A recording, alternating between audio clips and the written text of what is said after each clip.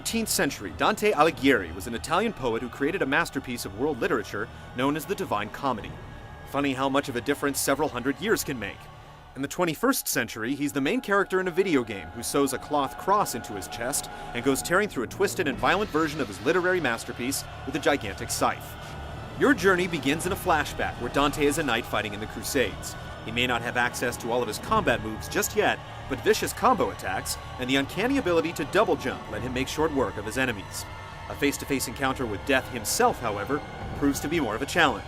Dante, your fate is decided. Everlasting damnation for your sins. Of course, it's nothing the father of the Italian language can't handle. After he faces death and claims his menacing skeletal weapon for his own, Dante returns home to find Beatrice, his love, has been murdered. Lucifer himself shows up to feel up Dante's girlfriend and drag her soul down into hell, and a furious Dante goes in after her. It's not long before you get your hands on an ornate cross that packs a powerful, purifying punch, and start mastering the combat moves that Dante will use to fend off a host of hellish adversaries.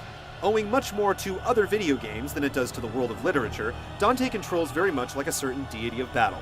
You can evade with the right stick, launch enemies upward for a brutal mid-air beating, grab hold of your enemies for a quick execution, and perform quick-time events for cinematic obliterations.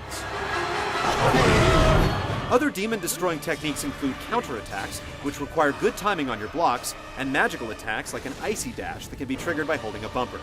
Depending on whether you use the cross or the scythe to finish your foes, you'll be able to upgrade Dante's abilities by cashing in souls through a promising-looking chart that lets you work your way toward progressively more powerful moves. Dante definitely feels like a capable warrior with plenty of room for growth, which is a good thing considering that there are 9 circles of hell to fight your way through, starting with the relatively low-key limbo and descending into lust, gluttony, greed, and beyond.